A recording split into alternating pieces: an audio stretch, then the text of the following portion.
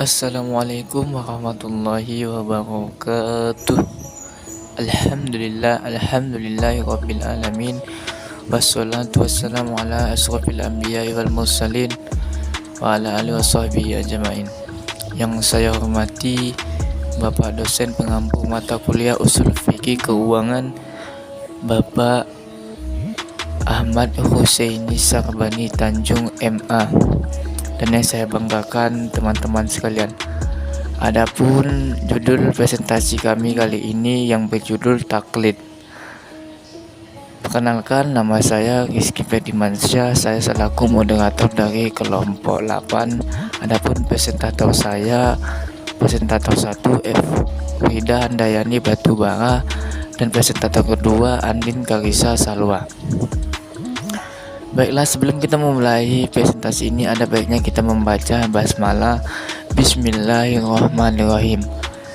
Baiklah, saya serahkan kepada presentator 1. A. Pengertian taklid. Taklid berasal dari bahasa Arab qallada yuqallidu taklidan, yang mempunyai arti mengalungi, meniru, dan mengikuti. Sedangkan para ulama fikih mengartikan taklid sebagai penerimaan perkataan seseorang, sedang engkau tidak mengetahui dari mana asal perkataan itu. Dari definisi tersebut, dua unsur yang perlu diketahui dalam pembicaraan taklid, yaitu A. Menerima atau mengikuti suatu perkataan seseorang. B. Perkataan tersebut tidak diketahui dasarnya, apakah ada dalam Al-Quran ataupun hadis. B. Faktor timbulnya sikap taklid. Menurut Sulaiman Al-Ashqar menyebutkan 5 sebab. A. Adanya penghargaan yang berlebihan kepada guru. Hal ini tercermin dalam anggapan bahwa pertama, setiap orang dewasa diwajibkan menganut salah satu mazhab dan haram jika keluar dari mazhab tersebut. Kedua, mengambil pendapat selain pendapat imam yang dianutnya adalah haram. Ketiga, guru yang terlebih dahulu mengetahui nas daripada kita. B. Banyaknya kitab fikih. C. Melemahnya daulah Islamiyah. Sebagaimana yang kita ketahui bersama, dukungan pemerintah sangat mempengaruhi terhadap kegiatan ilmiah. Dunia Islam pun mulai berkembang dan maju setelah khalifah berpihak kepada perkembangan ilmu dan penerjemah terhadap buku-buku filsafat, astronomi, dan kedokteran ke dalam bahasa Arab, sehingga melemahnya pemerintah berarti melemah juga terhadap pengembangan ilmu. D. Adanya anjuran sultan yang menganjurkan untuk mengikuti aliran yang dianutnya. Kedudukan sultan berpengaruh terhadap taklid karena sultan hanya mengangkat qadli atau hakim dari mazhab yang dianutnya. E. Adanya keyakinan sebagian ulama yang beranggapan bahwa pendapat setiap mujtahid itu benar. Menurut sebagian ulama, pendapat ulama sejajar dengan syariat, sehingga pendapat ulama yang mana saja boleh digunakan. C. Hukum taklid. Pada dasarnya para ulama sepakat mengharamkan taklid karena dapat membuat manusia malas untuk berijtihad. 1. Taklid yang haram.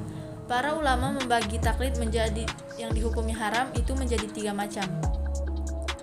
A. Taklid yang semata-mata mengikuti adat kebiasaan atau pendapat nenek moyang atau orang-orang dahulu kala yang bertentangan dengan Al-Quran dan Sunnah. Contohnya, adat kebiasaan yang terjadi pada masyarakat yang sampai sekarang masih sulit untuk ditinggalkan, yaitu pada setiap bulan Syuro ada yang diadakan dengan namanya bersih desa, yang ditandai dengan ritual-ritual yang menandai perbuatan syirik dan perdukunan yang masih kental di dalam masyarakat awam di daerah-daerah terpencil. B. Taklid kepada orang atau sesuatu yang tidak diketahui kemampuan dan keahliannya, seperti orang yang menyembah berhala tapi ia tidak mengetahui kemampuan dan kekuasaan berhala tersebut. C. Taklid kepada perkataan atau pendapat seseorang, sedang yang bertaklid mengetahui bahwa perkataan dan pendapat itu salah. 2. Taklid yang dibolehkan. Mu'in mengatakan diperbolehkan bertaklid kepada seorang mujtahid dalam hal yang belum ia ketahui hukum Allah dan Rasulnya yang berhubungan dalam persoalan atau peristiwa, dengan syarat bahwa ia harus selalu mencari dalil yang menyelidiki kebenarannya. Maksudnya bahwa yang ditaklidnya adalah bersifat sementara. Dan jika kebenarannya sudah diketahui dari Al-Quran dan hadis, dan ternyata pendapat mujtahid tersebut salah, maka pendapat ini hanya harus ditinggalkan dan kembali kepada Al-Quran dan hadis. Sebagai contoh adalah jika kita ketinggalan waktu sholat asar, Ada ulama yang berpendapat bahwa boleh dijamak dengan sholat maghrib sesudahnya.